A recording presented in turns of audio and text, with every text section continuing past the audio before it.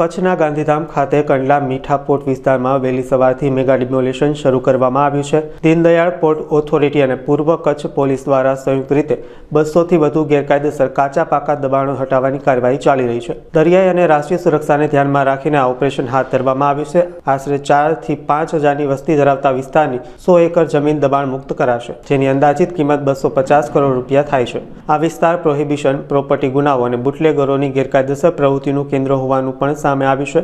ઓપરેશનમાં 20 JCB, 20 Hitachi machine, ભારે machinery તેમજ પોલીસનું મોટું દળ તૈનાત છે। પોર્ટ વિસ્તારને સંપૂર્ણપણે દબાણ મુક્ત કરવા માટે આ અભિયાન આગામી કલાકોમાં પણ ચાલુ રહેશે।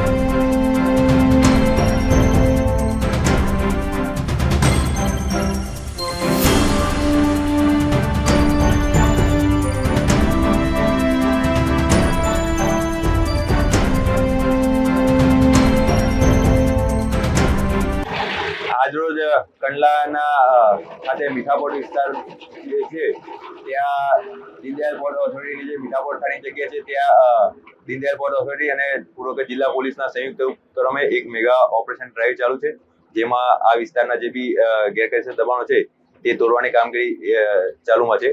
આ વિસ્તારમાં જે બી મોટાભાગે રહેવાસી છે તેમાંથી ખાસ કરીને લોકો ગુનાહિત પ્રવૃત્તિ સાથે સંકળાયેલા છે, જેમાં ખાસ તો પેટ્રોલિયમ ચોરી તેમજ damage two public property act તેમજ પ્રોહિબિટેડ બુટલેગરો છે।